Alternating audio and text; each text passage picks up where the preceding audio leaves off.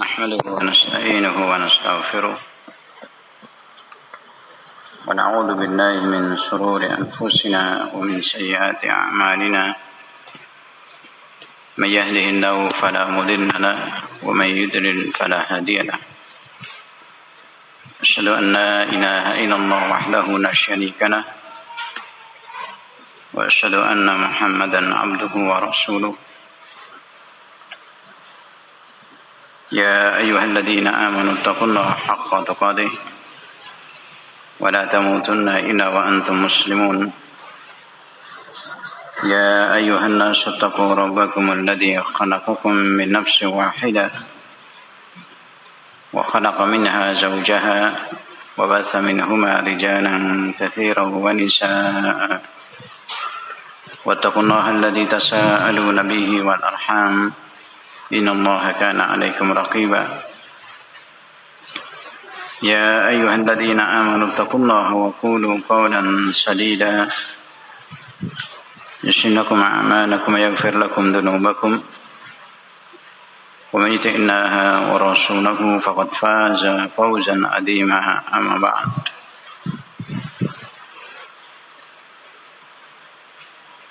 إخوة الإيمان رحمكم الله وأعزكم الله جميعا.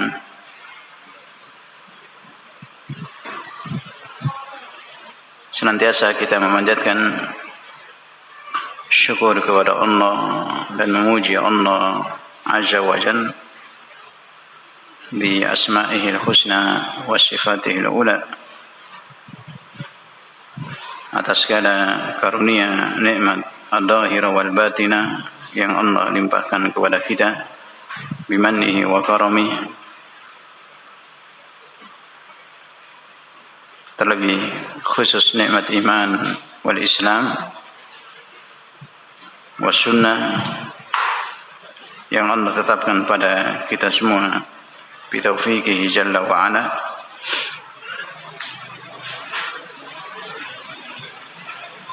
Dan senantiasa kita memohon kepada Allah keteguhan istiqamah untuk terus kita mengabdi kepada Allah, menjalankan perintah-perintahnya dan menjauhi larangan-larangannya, terlebih di bulan Ramadan yang mulia ini, dalam kita meningkatkan amal ibadah kita yang padanya Allah melipat gandakan pahala dari amalan-amalan soleh dari hamba-hambanya yang beriman fi hadzal syahr al-mubarak.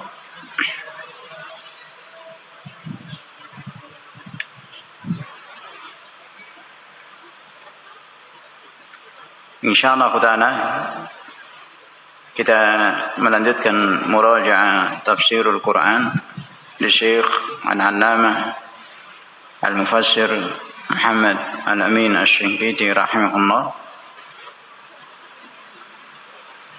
dalam surat Al-An'am pada ayat yang ke-50 fi qaulillahi jalla wa ala قل لا أقول لكم عندي خزائن الله ولا أعلم الغيب ولا أقول لكم إني ملك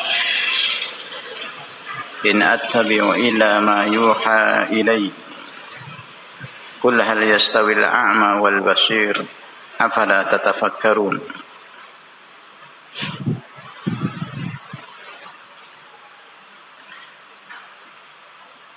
Pada ayat yang mulia ini, sebagaimana telah kita bahas dari tafsir Syekh rahimahullah,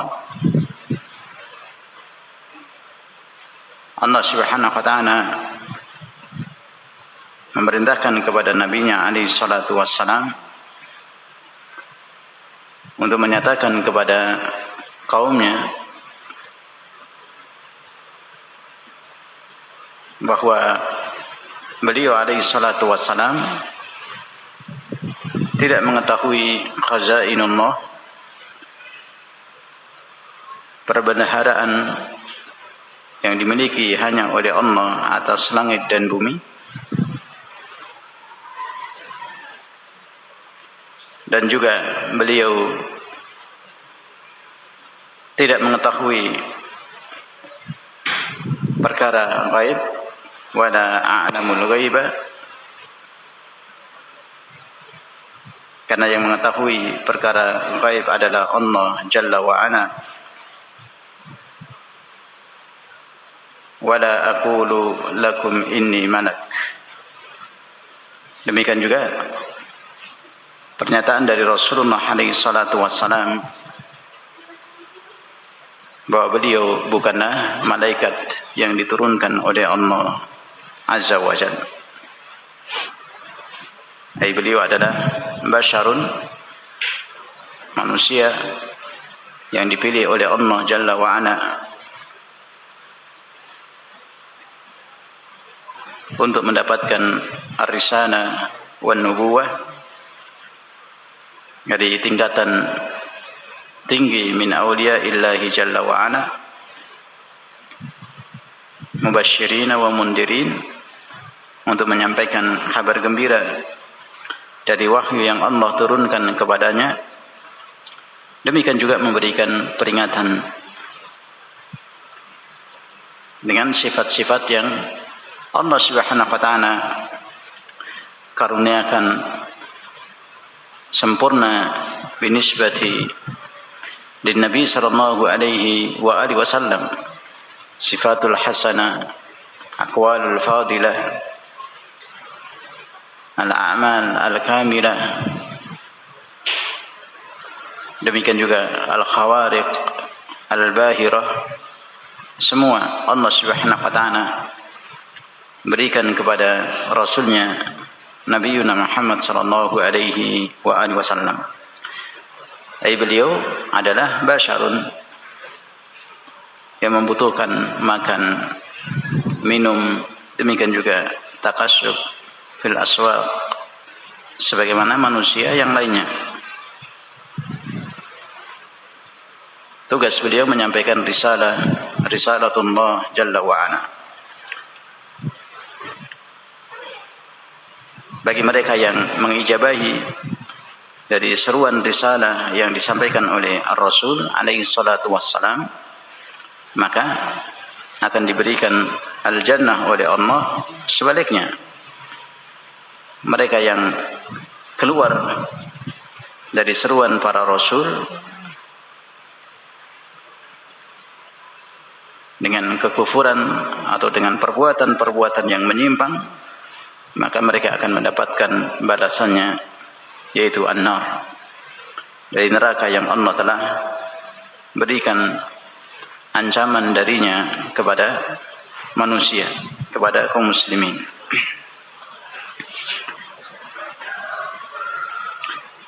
Dijelaskan oleh Syekh rahimahullah pada kalimat ayat Allah, wala aqulu lakum inni malak, perintah dari Allah kepada nabinya alaihi salatu wassalam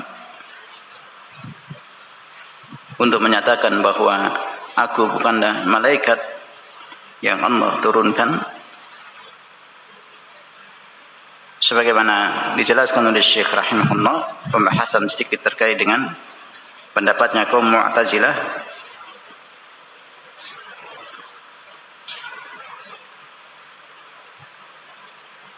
yang sebenarnya adalah khilaf yang tidak perlu diangkat. Tapi Syekh rahimahullah menegaskan bahwa aktsarul ulama, mayoritas para ulama, mereka menyatakan dalam hukum yang diambil dari dalil-dalil syar'i bahwa khiyarur rusul minal adamiyyin afdal minal malaikah, bahwa rasul-rasul yang dipilih oleh Allah dari keturunan Adam alaihissalam, dari manusia, itu lebih tinggi kedudukannya dari malaikat. Ini madhab aktsarul ulama. An-Nabi sallallahu alaihi wa alihi wasallam diperintahkan oleh Allah Jalla wa'ala untuk menyatakan kepada kaumnya bahwa sungguhnya beliau bukanlah malaikat. Kata al-malak sedikit dijelaskan oleh Syekh rahimahullah dari sisi bahasa. Beliau memberikan tanbih bahwa asalnya adalah alaka, bukan malaka.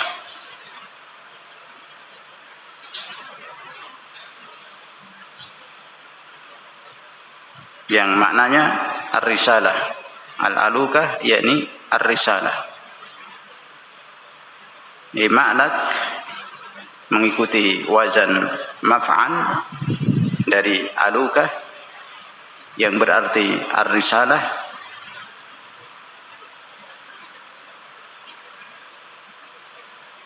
yang terjadi i'lal dalam kata tersebut kalau kita memperhatikan dari sisi tasrif.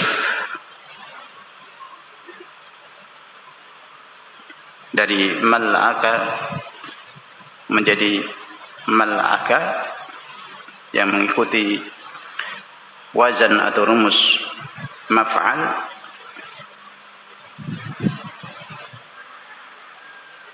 Kemudian di takhfif hamzahnya menjadi malak.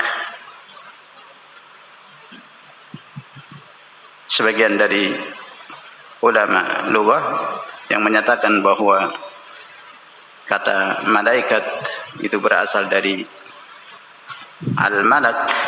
Ini pendapat yang lemah dari sisi ta'lilnya jika kita memperhatikan dari keterangan Syekh rahimahullah.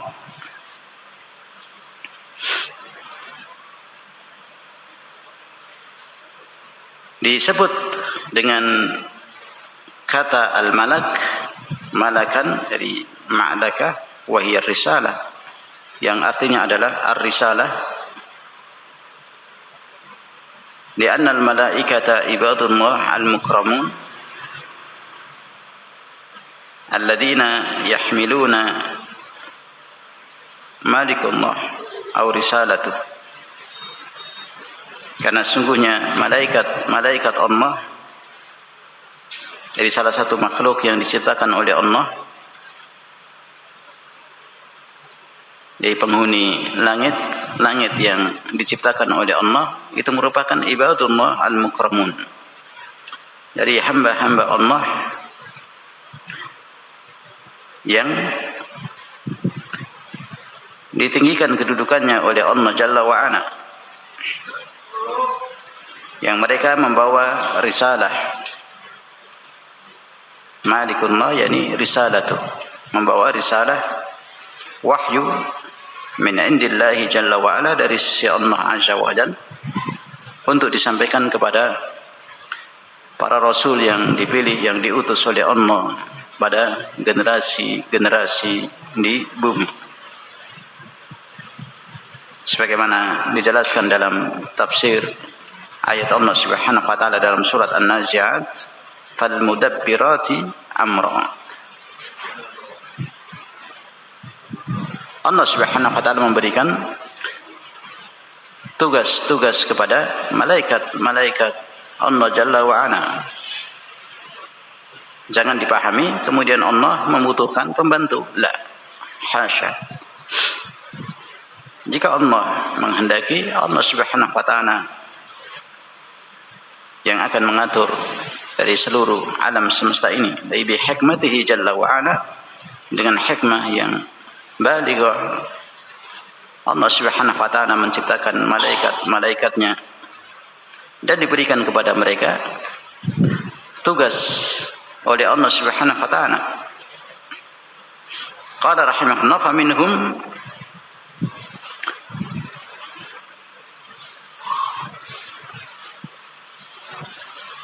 man yursilu li taktsirir rih. Dari mereka ada yang diutus oleh Allah mendapatkan tugas untuk memperbanyak dari angin-angin yang ada. dari hembusan-hembusan angin, mengatur arah angin di alam ini. Wa minhum may yursilu at-takthiril matar. Dari sebagian mereka malaikat ada yang diutus oleh Allah Azza wa Jalla untuk memperbanyak turunnya air hujan, menjaganya dari tetesan air hujan ke bumi. Diutus oleh Allah untuk memperbanyak turunnya air hujan, menjaganya sampai satu tetes menetes ke bumi dari sekian juta yang kita tidak tahu jumlahnya dari curahan air hujan yang Allah Subhanahu wa taala turunkan. Wa minhum may yursilu liqabdil arwah. Demikian juga dari mereka malaikat Allah ada yang diutus oleh Allah, diberikan tugasnya untuk mencabut roh yang ada pada manusia. Demikian juga makhluk yang bernyawa yang diberikan tugas padanya malaikat untuk mencabut nyawanya. Demikian juga dari mereka ada yang diberikan tugas oleh Allah di hifdzil a'mal, untuk menjaga, mencatat amalan-amalan manusia. Sebagaimana yang kita ketahui dari ayat Al-Quranul Karim, di amalan-amalan kita manusia dicatat oleh malaikat yang diutus oleh Allah Jalla wa'ala untuk menjaga dan mencatat amalan manusia.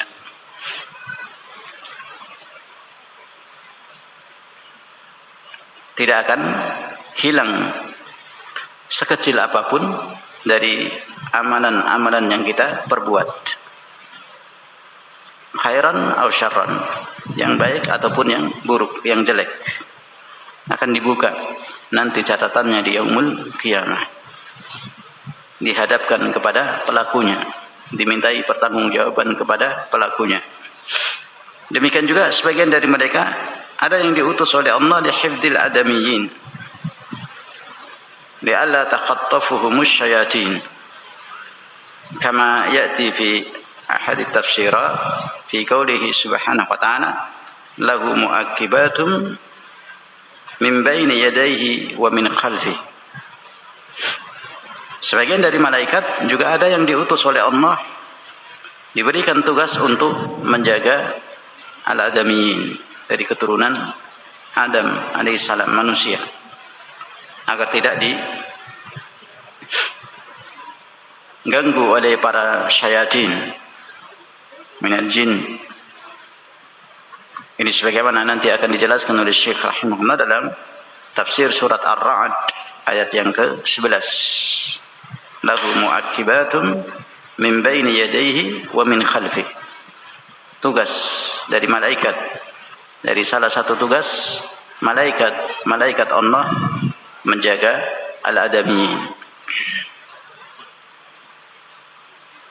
Yang kita ketahui dalam Al-Quranul Karim wajib kita imani, yang dikhabarkan oleh Allah Subhanahu wa ta'ala dari malaikat Allah yang diberikan tugas, diutus oleh Allah dengan berbagai macam tugas yang diberikan oleh Allah Jalla wa'ala kepada mereka. Demikian juga nama mereka yang dikhabarkan wajib kita imani. Yang tahu hanyalah Allah Subhanahu wa ta'ala dari jumlah mereka, pasukan Allah Subhanahu wa ta'ala minal malaikah, dari malaikat Allah Subhanahu wa ta'ala. Salah satu dari ruknun min arkanil iman, kewajiban kita untuk mengimani malaikat Allah Subhanahu wa ta'ala. Kemudian qaulullah Jalla wa ala, wa la aqulu lakum inni malak in attabi'u illa ma yuha ilayya. In di sini adalah an-nafiyah dan maknanya ma attabi'u illa ma auhahu rabbi ilai. Aku tidak mengikuti kecuali yang Rabbku wahyukan kepadaku. Illa ma yuha ilayya. Aku tidak berjalan, tidak beramal, tidak beribadah, tidak mengikuti kecuali kepada apa yang Allah Subhanahu wa taala Rabbku wahyukan kepadaku. Rasul sallallahu alaihi wa alihi wasallam. Qala Syekh rahimahullah, ma attabi'u illa ma awhahu rabbi ilai, la azidu alaihi wa la ukhriju an tawri, fa ana rasulun karim awha Allah ilayya an undirakum wa ubashshirakum wa ana attabi'u ma yuha ilai, faman ata'ani dakhala al-jannah wa man asani dakhala an-nar. Dari makna firman Allah Subhanahu wa taala, in attabi'u illa ma yuha ilai, adalah Rasul alaihi salatu wassalam menegaskan bahwa aku tidak mengikuti kecuali yang Allah Rabbku wahyukan kepadaku. Aku tidak menambahnya dan juga tidak keluar dari apa yang telah Allah wahyukan kepadaku, berjalan sesuai dengan wahyu, tidak keluar darinya.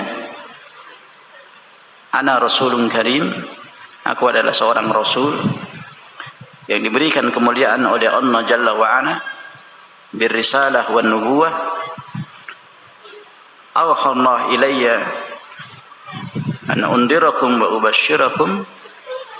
Allah Subhanahu wa taala mewahyukan risalah wahyu kepadaku yang aku dengannya memberikan kabar gembira dan peringatan. Minal mubasysyirin wa mundirin. Undirakum wa ubashshirakum. Ana attabi'u ma yuha ilai. Man ata'ani dakhala al-jannah.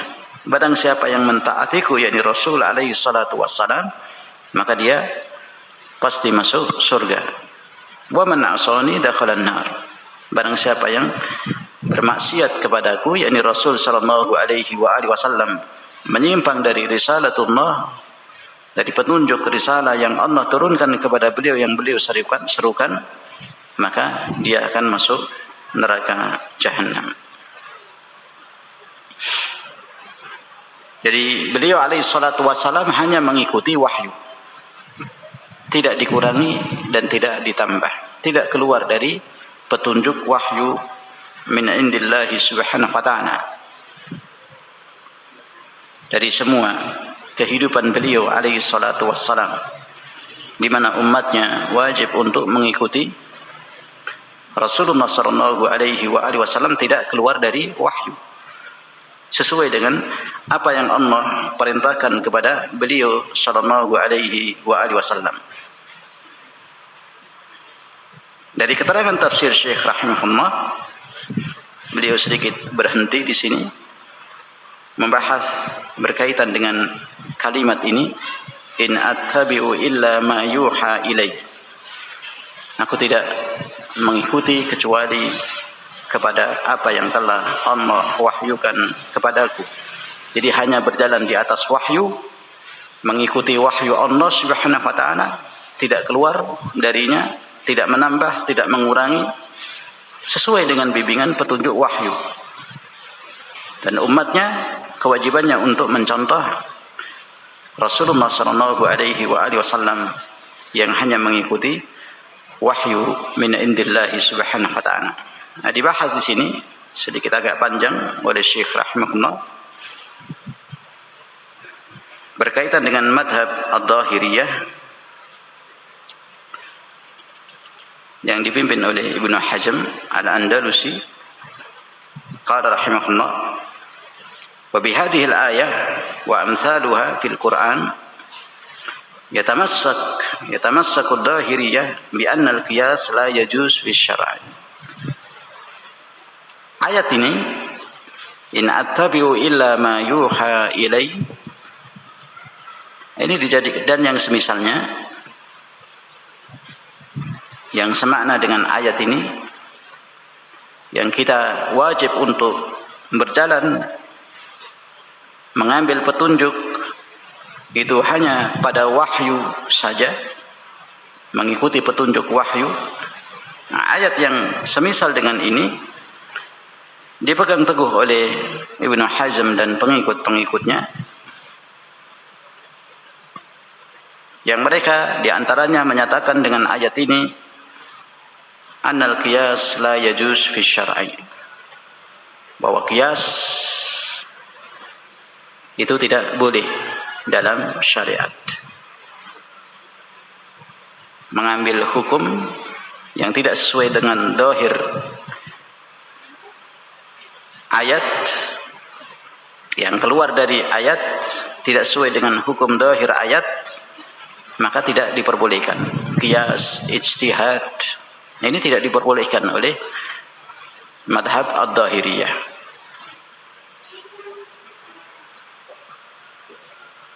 Yang dipimpin oleh Ibnu Hazm, Abu Muhammad Ali bin Muhammad bin Sa'id bin Hazm, dari ulama besar dari Andalus.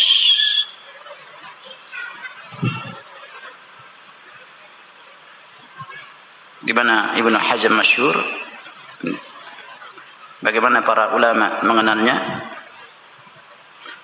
dengan keilmuannya. Di sana terdapat perkara-perkara yang juga diperingatkan oleh para ulama.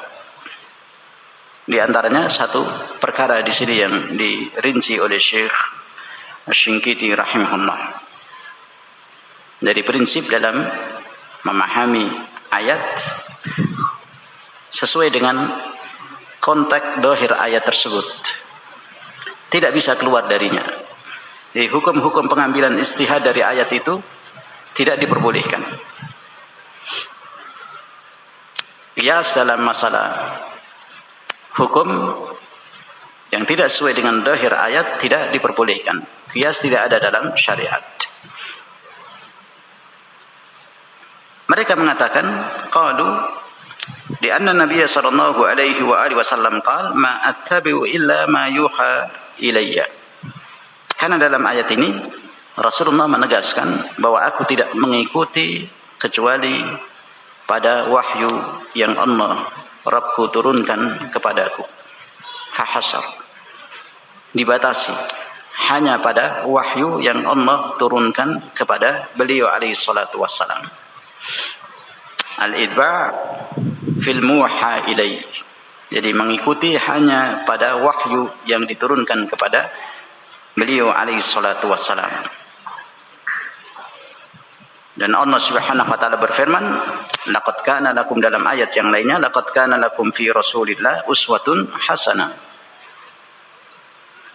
di mana kita umatnya diperintahkan untuk mengikuti uswatun hasanah pada diri Rasulullah sallallahu alaihi wa alihi wasallam. Fa alaina alla nattabi' illa khususul wahyi, maka wajib kita hanya mengikuti pada wahyu yang diturunkan oleh Allah Subhanahu wa taala kepada Nabi alaihi salatu wasallam. Wala nukhrij anhu ila ra'yi, kita tidak boleh keluar dari wahyu menuju pendapat ra'yu, pendapat-pendapat atau pengambilan hukum-hukum dalam dalil Al-Quran, dalil sunnah Nabi sallallahu alaihi wa alihi wasallam. Tidak boleh menggunakan ra'yu, pendapat-pendapat, pengambilan istimbat hukum dari ayat, dari hadis, tidak diperbolehkan yang demikian.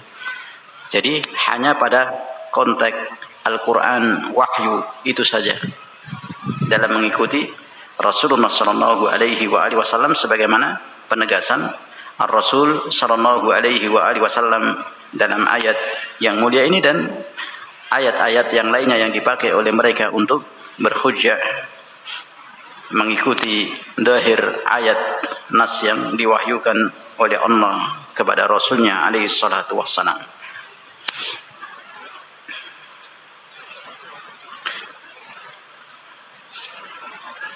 Dijelaskan oleh Syekh rahimahullah, jawabannya cukup panjang dari jawaban beliau. Karena sebagaimana kita ketahui, Ibnu Hazm dari ulama besar Andalus, para ulama berbicara tentangnya. Al-Imam Ad-Dhahabi dalam Syiar A'lamun Nubala memberikan pujian tinggi kepada Ibnu Hazm akan keilmuannya, akan hifadznya, akan pemahamannya dalam Al-Quran secara zahir, dalam hadisnya. Tetapi dalam perkara-perkara yang lainnya, Al-Imam Ad-Dhahabi juga memberikan peringatan. Di antaranya yang masyhur juga disebutkan oleh beliau dan juga Syekhul Islam Ibnu Taimiyah rahimahullah dari guru beliau terkait dengan keimanan dengan asma wa sifatillah, dari nama-nama dan sifat-sifat Allah Jalla wa Ala. Ini pembahasan yang sedikit agak berat. Jika kita menelaah dari apa yang terjadi pada Ibnu Hazm rahimahullah. Salah satunya di sini yang dibahas, yang diingatkan oleh Syekh Asy-Shinqiti rahimahullah dengan ayat ini, in attabi'u illa ma yuha ilai. Ibnu Hazm dan pengikut-pengikutnya menetapkan prinsip bahwa qiyas itu tidak ada, ijtihad itu tidak ada, ra'yu itu tidak ada, tidak boleh dalam syariat, dibuang itu semua. Memahami ayat sesuai dengan zahir ayat. Nahnu naqul innal jawab ana la nukhriju amma yuha illa anna ma yuha minhu ma huwa mansus bihi zahir wa minhu ma huwa mafhum min hukmil mansus bihi wa la khuruj fi hadha an hukmil wahyi. لإجماع العقلاء على أن نظير الحق حق ونظير الباطل باطل فالشرع قد يذكر الشيء ويسكت عن نظيره المماثل له في علة الحكم فيفهم العقلاء أنه مثله. Diawali oleh Syekh rahimahullah dari penjelasan beliau terkait dengan prinsip, salah satu dari prinsip Ibnu Hazm yang menegaskan bahwa ijtihad, qiyas dan yang sejenisnya itu tidak ada dalam syar'i. Kita hanya mengikuti wahyu sebagaimana Rasulullah alaihi salatu wasallam secara zahirnya dipahami demikian oleh Ibnu Hazm.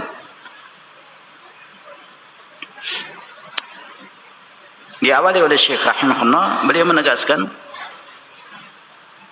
bahwa sungguhnya kita tidak keluar dari wahyu. Akan tetapi pada wahyu yang diturunkan oleh Allah Subhanahu wa taala ada padanya yang mansus bihi dhahir. Nasnya jelas dan dhahir. Dalam hukum yang jelas dan dhahir. Wa minhu ma huwa mafhum min hukmil mansus bihi. Ada sebagian darinya yang bisa dipahami dari hukum dari nas yang Allah turunkan kepada Rasulnya alaihi salatu wassalam. Hukum bisa diambil dari nas zahir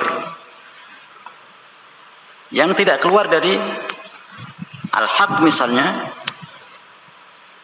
ketika diambil hukum oleh para ulama dari nas zahir tersebut, ada di sana hukum-hukum yang bisa diambil dari nas yang nyata, yang jelas, tetapi tidak keluar dari hak tersebut, tidak keluar dari al-haq yang mansus tersebut.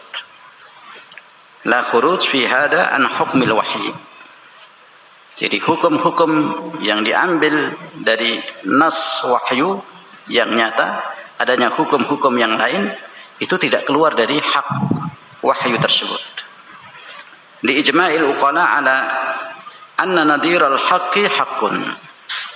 Karena ijma' para ahli akal yang menggunakan akalnya yang salimah dalam memahami nas-nas Al-Quran, bahwa pengambilan hukum-hukum dalam ayat Al-Quran, dalam nas Al-Quran dari hukum yang hak, itu adalah hak.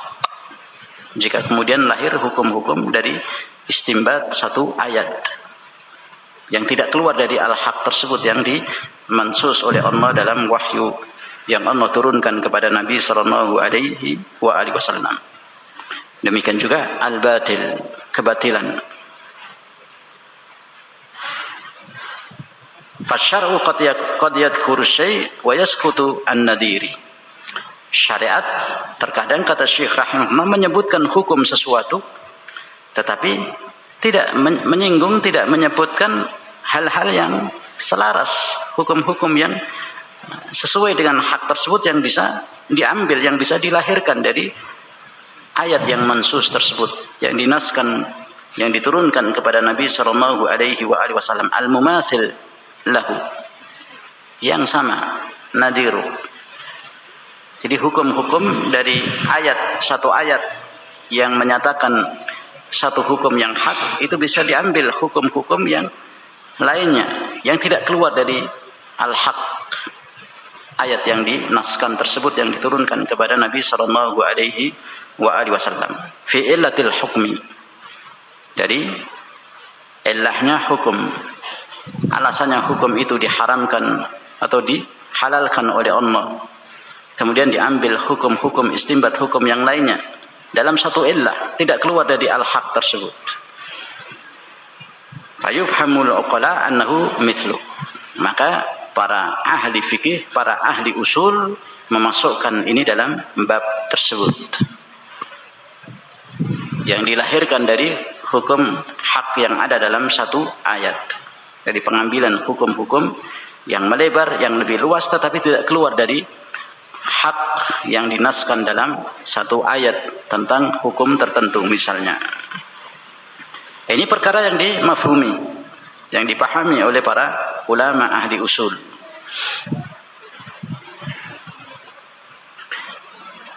Nah, kemudian beliau menyinggung dari penjelasan berikutnya, wa hadzal jumud alladhi yadda'i Ibnu Hazm mutamassikan bi asharat aw mi'at ayat min hadzal naw. Jadi kejumudan Ibnu Hazm, jumud itu kaku, kasar atau sejenisnya, dalam klaimnya, dakwahannya yang berpegang teguh dengan 10 atau mungkin bisa 100 dalil ayat yang semisal dengan apa yang dia pahami dalam memahami ayat, mengambil hukum sesuai dengan dohirnya, hanya mengikuti wahyu saja yang semakna dengan ayat ini. Min hadan naw. Dia menyatakan dalam prinsip perkara ini, Ibnu Hazm yaqul kullu ma nassa alaihi Allah fa hukmuhu dhahir wa ma lam ya'ti fi nassin min kitabillah wala sunnati nabiyhi fa huwa masqutun an wa huwa afu wala lana an nabhatha an wala nas'alu an li'anna Allah sakata an ghairu nisyan bal sakata anhu rahmatan bina falaysa lana an nabhatha an. Ini pernyataan dari Ibnu Hazm yang dinukil oleh Syekh Asy-Shinqiti rahimahullah terkait dengan prinsipnya mengambil hukum secara zahir ayat.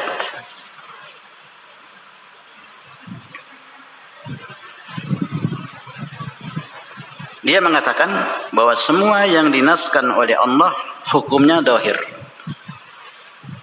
Wahyu yang diturunkan oleh Allah kepada Nabi-Nya alaihi salatu wassalam itu hukumnya zahir, nyata, jelas. Yang tidak ada dalam nas, yang tidak ada dalam ayat, dalam masalah hukum, demikian juga tidak ada dalam sunnah Rasulullah alaihi salatu wassalam, fahuwa maskutun an. Maka itu perkara yang maskut, yang Allah tidak menyinggungnya, sehingga jika orang menjalankannya afu, dimaafkan, tidak mengapa, boleh. Nanti akan diberikan contoh-contoh banyak oleh Syekh rahimahullah. Tidak boleh kita membahasnya di luar nas yang diwahyukan Jadi mengambil hukum, berijtihad sebagaimana yang dilakukan oleh para ulama dan imam-imam besar dari imam kaum muslimin, a'immatul arba'ah, imam yang 4 masyhur dari fikih mereka terhadap pengambilan hukum-hukum ayat-ayat Al-Quran, demikian juga hadis-hadis Rasulullah sallallahu alaihi wasallam. Ibnu Hazm mengatakan tidak boleh kita membahas selain yang ada dalam Al-Quran secara zahir konteksnya, demikian juga dalam hadis. Tidak boleh kita bertanya yang Allah diamkan, Allah tidak sebut, itu berarti rahmatan bina, dalam rangka Allah mengasihi kita. Falaisa lana an nabhatha an, tidak boleh kita membahasnya, tidak boleh kita membahasnya. Kejumudan Ibnu Hazm yang demikian jika mungkin dipraktekkan di zaman kita sekarang ini, luar biasa. Sekian banyak masalah tidak bisa ditampung dalam syariat Islam yang sangat luas hukum kandungan yang ada di dalamnya, di dalam Al-Quran, hukum-hukum yang bisa diambil, demikian juga dalam hadis-hadis Nabi sallallahu alaihi wasallam.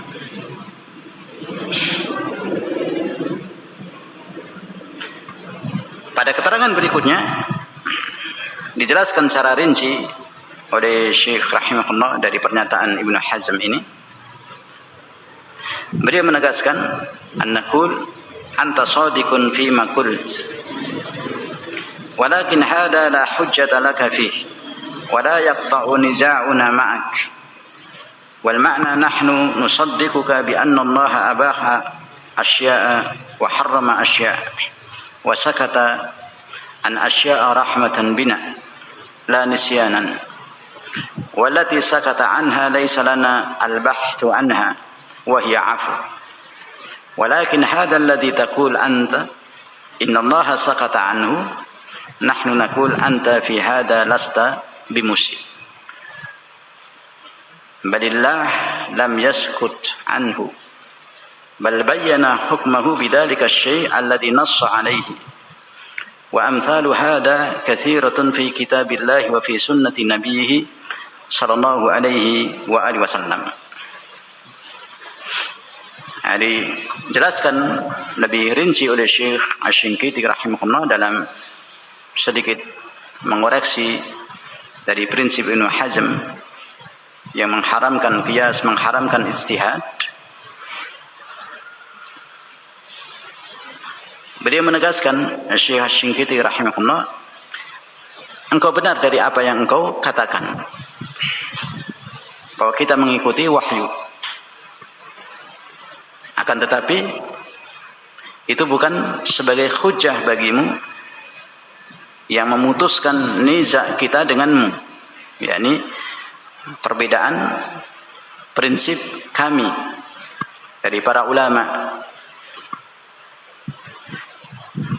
Bukan hanya beliau, demikian juga para ulama yang lainnya di masanya atau sebelumnya atau setelah beliau Ibnu Hazm rahimahullah.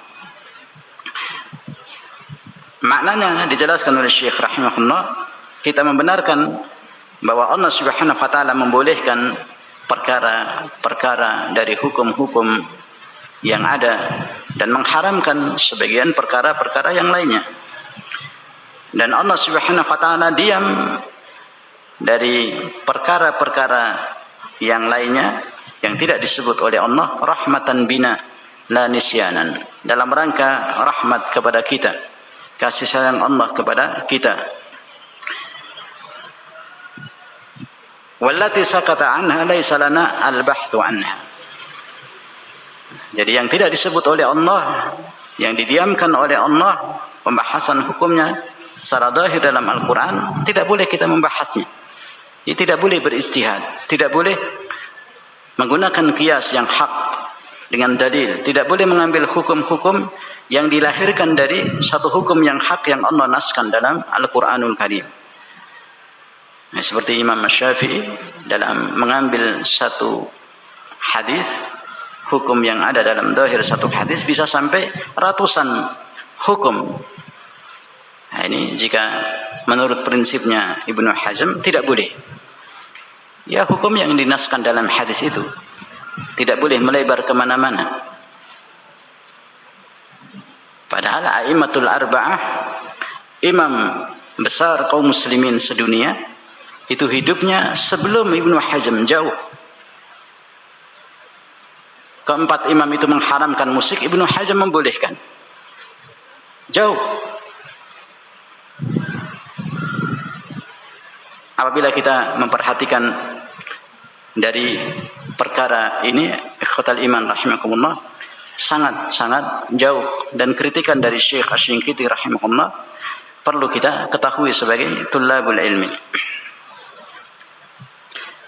Ibnu Hazm mengatakan bahwa Allah diam dalam perkara-perkara tertentu dari hukum-hukum yang ada, tidak mengkhabarkannya, maka tidak boleh kita membahasnya. Dan itu dimaafkan jika seorang menjalankannya. Dari kalimat ini diberikan peringatan oleh Syekh Asy-Syinkiti rahimahullah, hadzal ladzi taqul ant innallaha sakata anhu, bahwa sungguhnya Allah Subhanahu wa taala diam dari sebagian perkara-perkara yang tidak disebut oleh Allah dalam nas, dan kita tidak boleh membahasnya. Itu ma'fu, dimaafkan. Nah, ini perkataan yang ditegaskan oleh Syekh rahimahullah, lasta bimusih. Pernyataanmu yang demikian, wahai Ibnu Hazm, tidaklah benar, keliru. Tapi sungguhnya hakikatnya Allah tidak diam, yakni mengkhabarkan dari hukum-hukum yang engkau anggap Allah tidak mengkhabarkannya. Tapi Allah Subhanahu wa taala menjelaskan hukum-hukumnya dalam nas tersebut, yang bisa diambil istinbat hukum-hukum dari satu ayat. Dalam satu hukum ada di sana hukum-hukum yang lainnya yang lahir darinya. Bittifaqi bi ijma'il uqala, dari ulama para ahli usul, ahli fikih. Dicontohkan di sini oleh Syekh rahimahullah, katsiratun fi kitabillah wa fi sunnati nabiyhi sallallahu alaihi wa alihi wasallam, sangat banyak contohnya dalam Al-Qur'an dan dalam sunnah Nabi sallallahu alaihi wa alihi wasallam. Nahnu ma'asyira 'ammatil muslimin na'lam anna Allah jalla wa ala lamma qala fil walidain fala taqul lahumā uff. Ibnu Hazm yaqul darbul walidain maskutun an wa lam tadullu hadhihi al-ayah ala man'ihi wa nahnu naqul hadha ghairu sahih. Satu contoh diberikan oleh Syekh rahimahullah di antara contoh-contoh yang beliau sebutkan. Kita ma'asyiral muslimin mengetahui dari wahyu Allah, kabar yang diterangkan oleh Allah dalam Al-Qur'an, dalam surat Al-Isra ayat yang ke-23 terkait dengan birrul walidain. Allah mengkhabarkan dalam ayat tersebut, fala taqul lahumā uff. Jangan engkau berkata kepada keduanya, bapak ibu, bapak ibumu yang melahirkan kamu, uff, dengan perkataan menyela, perkataan kasar, uff, cis, menolak dari apa yang dituntunkan, apa yang disuruh kedua orang tua. Tidak boleh, yang demikian dilarang oleh Allah Subhanahu wa taala. Nah, Ibnu Hazm mengatakan darbul walidain maskutun anhu. Memukul kedua orang tua tidak disebutkan dalam ayat ini. Jadi Allah hanya melarang mengatakan kalimat uff. Memukul kedua orang tua tidak disebut oleh Allah Subhanahu wa taala dalam ayat ini.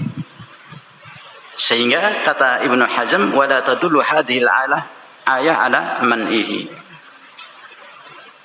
Maka tidak boleh melarang memukul kedua orang tua, karena tidak dilarang oleh Allah dalam ayat ini. Ini bahayanya dari madhab Dhahiriyah yang ada pada Ibnu Hazm. Dari sebagian ilmu yang lain yang dimiliki oleh Ibnu Hazm banyak mendapatkan pujian dari para ulama.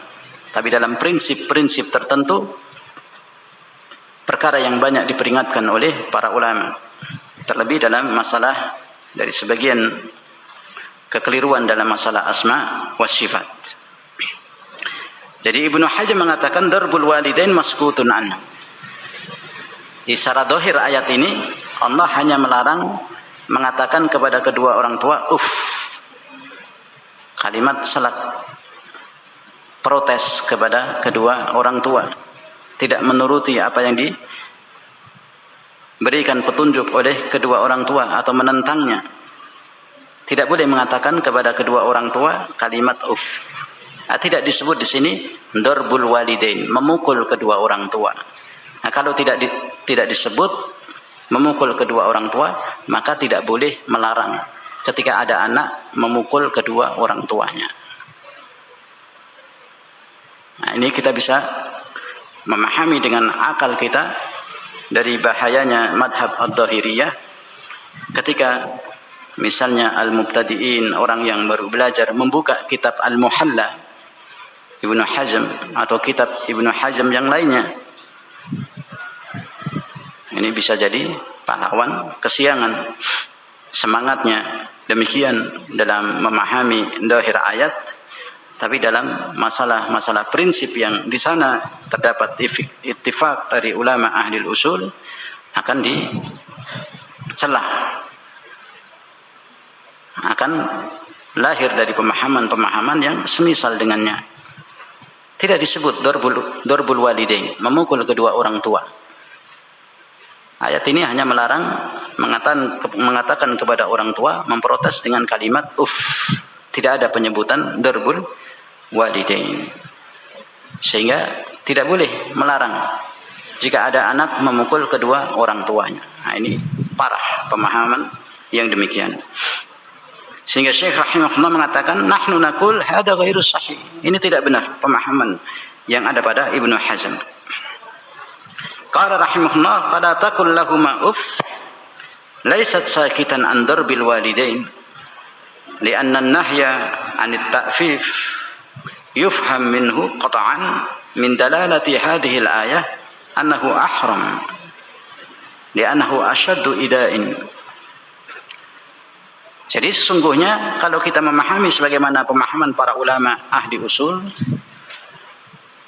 bahwa memukul kedua orang tua itu bukan tidak disebut oleh Allah Subhanahu wa taala dalam ayat ini.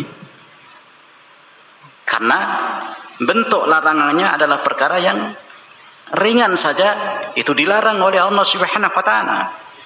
Mengatakan uff kepada kedua orang tua itu dilarang oleh Allah Subhanahu wa taala. Dipahami dari sini qat'an min dalalati hadhil ayah annahu ahram.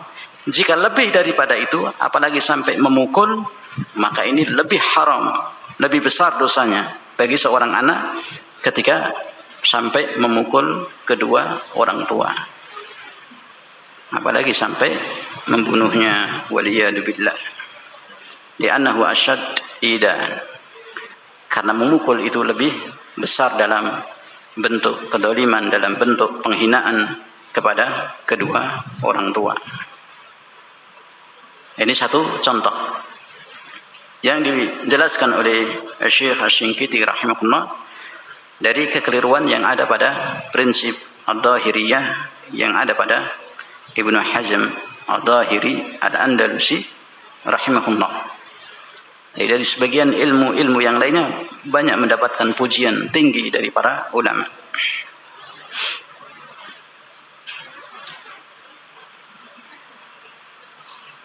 Contoh yang lainnya disebutkan oleh Syekh rahimahullah pada hadis Nabi sallallahu alaihi wasallam, dalil dalam hadis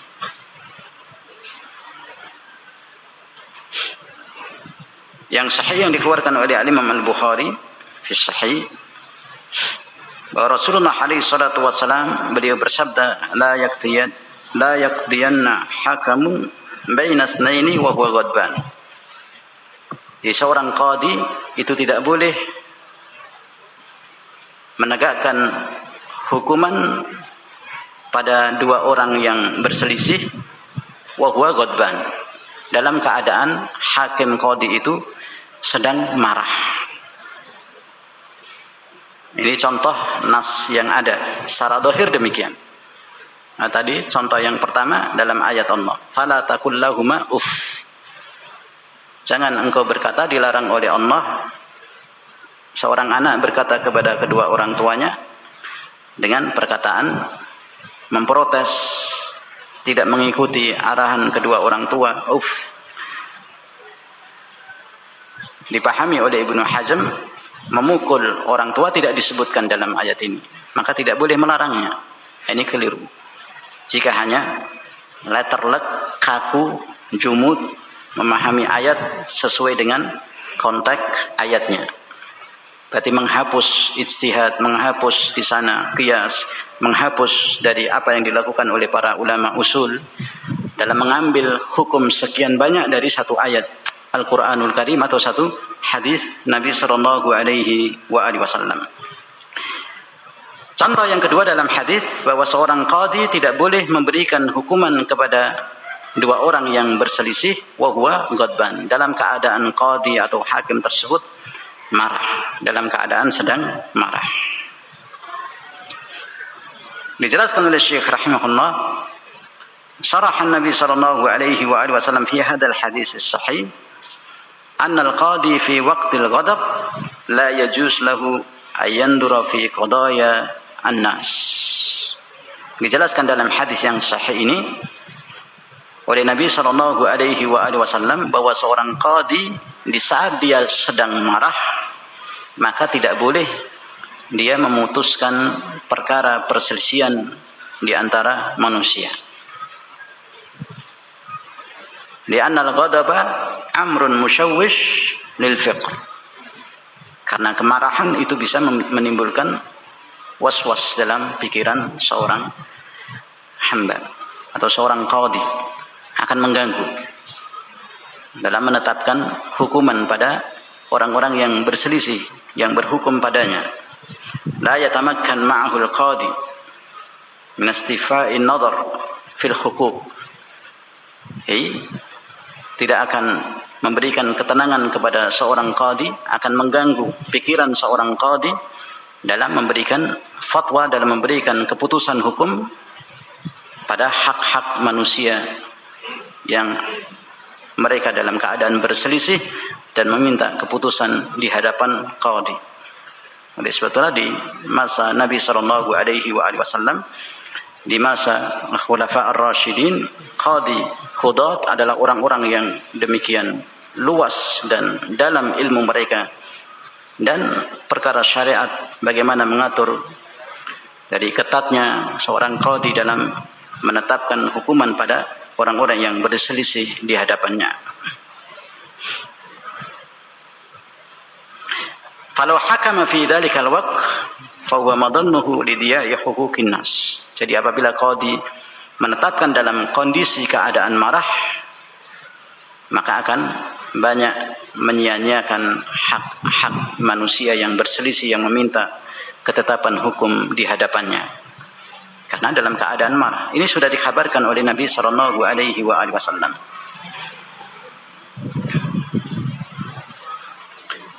Wa sakata Nabi sallallahu alaihi wasallam fi hadzal hadis as-sahih amma law kana al-qadhi mushawwishul fikr taswisan a'dam min al-ghadab. Jadi dalam lafaz zahir hadis ini hanya disebut oleh Rasul qadhi ketika marah, ghadban, ketika dikuasai dengan marah, tidak boleh dia menetapkan hukum pada manusia yang berselisih di hadapannya. Tidak disebutkan oleh Nabi alaihi salatu wassalam jika seorang qadhi terganggu pikirannya dengan sebab selain daripada marah, yang sebab itu lebih besar bahayanya daripada kemarahan. Tidak disebutkan oleh Rasulullah sallallahu alaihi wasallam. Kalau mengikuti madhabnya Ad-Dhahiriyah, jadi sebab selain kemarahan dihapus, tidak boleh digunakan. oleh seorang qadhi. Hanya ketika marah saja qadhi dilarang untuk memutuskan keputusan di tengah-tengah mereka yang berselisih, yang mengambil hukum di hadapannya. Nah, di sini tidak disebutkan oleh Rasul sallallahu alaihi wasallam selain daripada kemarahan, sebab yang bisa mengganggu pikiran seorang qadhi. Tidak disebutkan perkara-perkara yang lain bahkan lebih besar daripada kemarahan yang bisa mengganggu pikiran seorang qadhi dalam menetapkan keputusannya. Jika mengikuti madhabnya Ibnu Hazm Al-Dhahiri, maka terhapus semua sebab-sebab selain daripada ghadab, karena hanya letterlek pada nas, lafaz yang dihabarkan dalam wahyu Al-Quran, demikian juga dalam hadis Nabi sallallahu alaihi wasallam. Padahal di sana terdapat perkara yang lebih besar dari ghadab, kemarahan yang bisa mengganggu pikiran seorang qadhi dalam menetapkan hukum di tengah-tengah manusia. Banyak sekali disebutkan oleh Syekh rahimahullah, banyak sekali. Dan ini ijma'ul uqala dari ulama ahli usul membolehkan yang demikian, bahkan lebih besar bahayanya daripada kemarahan yang disebutkan dalam hadis Nabi sallallahu alaihi wasallam. Insyaallah taala kita lanjutkan dari keterangan Syekh rahimahullah sedikit berkaitan dengan kritik beliau kepada alim dari Andalus, yakni Ibnu Hazm Al-Dhahiriyah, yang banyak para ulama berbicara baik pujian kepadanya, demikian juga kritikan tajam kepada Ibnu Hazm Al-Dhahiri. Wallahu a'lam bishawab, wa akhiru da'wana alhamdulillahi rabbil alamin.